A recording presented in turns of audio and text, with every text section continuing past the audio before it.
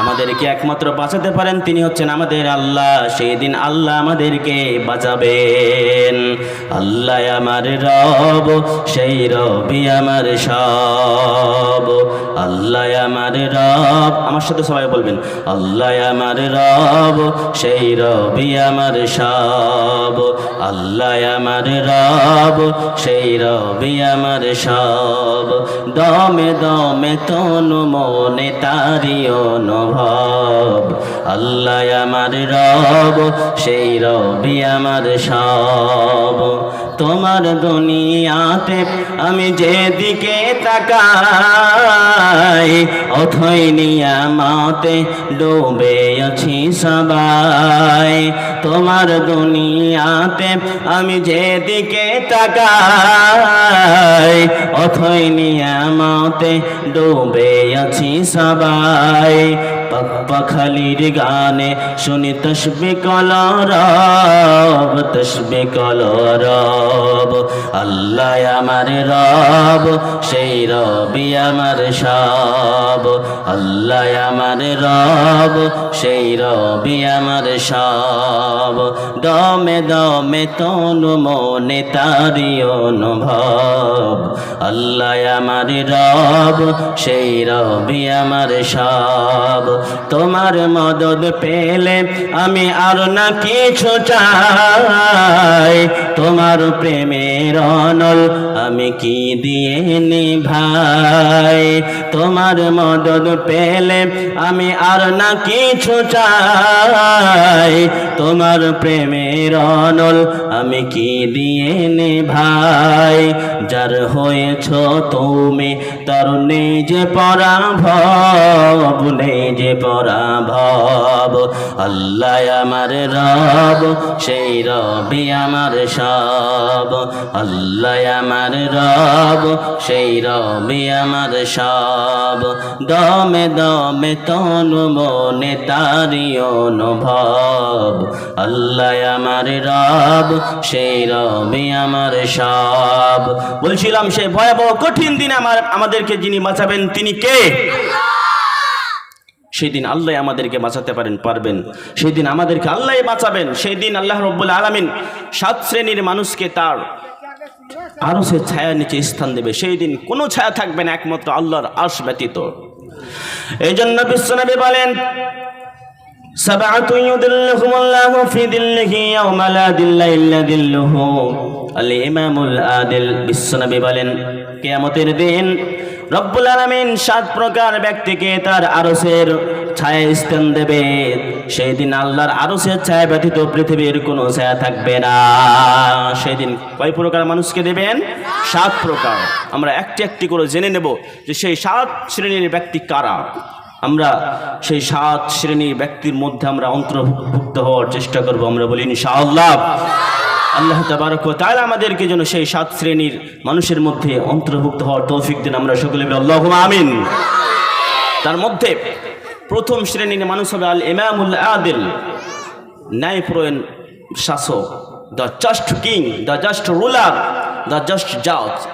এই আওতায় পড়বে দেশের প্রধানমন্ত্রী, মুখ্যমন্ত্রী, সুপ্রিম কোর্টের জজ, হাইকোর্টের জজ, যারা বিচারক, যারা বিচার করে বেড়ান, এর আওতায় পড়বে। তো প্রধানমন্ত্রী যদি মুসলিম হয়, মুখ্যমন্ত্রী যদি মুসলিম হয়, আর ওই নিজের রাষ্ট্র, নিজের রাজ্যকে যদি ন্যায়পরায়ণভাবে চালায়, ভালোভাবে শাসন করে, ভালোভাবে চালায়, তাহলে কিয়ামতের দিন এরাও কিয়ামতের দিন আল্লাহ রাব্বুল আলামিনের আরশের ছায়ার নিচে স্থান পাবে। আল্লাহ রাব্বুল আলামিন সেদিন আল্লাহর ছায়া ব্যতীত কোনো ছায়া থাকবে না। সেদিন কে পাবে? যারা ন্যায়পরায়ণ শাসক, যারা ন্যায় বিচারক, যারা ভালোভাবে সঠিকভাবে বিচার করে, এরা। আমার ভাইরা, পৃথিবীতে এমনও বিচারক রয়েছে, এমনও রাষ্ট্রনেতা রয়েছে যারা ন্যায়পরায়ণভাবে সুষ্ঠুভাবে নিজের রাষ্ট্র পরিচালনা করে না। রাষ্ট্র পরিচালনা করতে গিয়ে জাত পাত ধর্ম ইত্যাদি দেখে মানুষের সাথে অন্যায় অবিচার করে। কিন্তু যদি কোনো দেশের প্রধানমন্ত্রী যদি ভালোভাবে তার রাষ্ট্রকে পরিচালনা করে, জনতার মধ্যে তার যারা জনতা রয়েছে, যারা প্রজা রয়েছে, প্রজাদের মধ্যে যদি ন্যায়পরায়ণভাবে ভালোভাবে রাষ্ট্র পরিচালনা করে তাহলে কিয়ামতের দিন সে ছায়া পাবে। আমার ভাইয়েরা, আল্লাহ রাব্বুল আলামিনের অনেকগুলি গুণাগুণের মধ্যে একটি গুণাগুণ হচ্ছেন আল আদল। আল্লাহ রাব্বুল আলামিন ন্যায়পরায়ণ, ন্যায় বিচারক। আল্লাহ রাব্বুল আলামিন যেমন নিজে ন্যায় বিচারক, আল্লাহ রাব্বুল আলামিন চান যে তার বান্দারাও যেন মানুষের মধ্যে ন্যায় বিচার করে। এই জন্য রাব্বুল আলামিন কুরআনুল কারীমের মধ্যে বলে দিলেন, ইয়া দাউদ ইন্না জাআলনাকা খলিফাতান ফিল আরদ ফাহকুম বাইনান নাসি বিল হাক্কি ওয়া লা তাত্তাবিল হাওয়া ফায়ুদিল্লাকা আন সাবিলিল্লাহ। আল্লাহু আকবার। রব্বুল আলামিন দাউদ আলাইহিস সালামকে বললেন, ও দাউদ, আমি তোমাকে পৃথিবীর মধ্যে তোমাকে প্রতিনিধি বানালাম, তোমাকে খলিফা বানালাম। ফাহকুম বাইনান নাসি বিল হক, অতএব তুমি মানুষদের মধ্যে ন্যায় বিচার করবে, ন্যায় ফয়সালা করবে। খবরদার ওয়ালা তাত্তাবিল হাওয়া, খবরদার তোমার কুপ্রবৃত্তির অনুসরণ করবা না, মনের খেয়াল খুশি মতো তুমি বিচার করবা না। তুমি যদি নিজের মনের খেয়াল খুশি মতো বিচার করো, মন চাইবে যেটা আমার হচ্ছে আমার নিজের লোক, এটা ধনী এটা গরিব, অনেক রকম ভাবে তোমার মন চাইবে, কিন্তু তুমি তোমার মনের অনুসরণ করো না। রব্বুল আলামিন বলে দিলেন, ও দাউদ ফায়ুদিল্লাকা আন সাবিলিল্লাহ, তুমি যদি তোমার মনের খেয়াল খুশির অনুসরণ করো, কুপ্রবৃত্তির অনুসরণ করো, তাহলে তুমি আল্লাহর সঠিক পথ থেকে পথভ্রষ্ট হয়ে যাবা। রব্বুল আলামিন এখানে সঠিক বিচার করতে বললেন, ন্যায় বিচার করতে বললেন।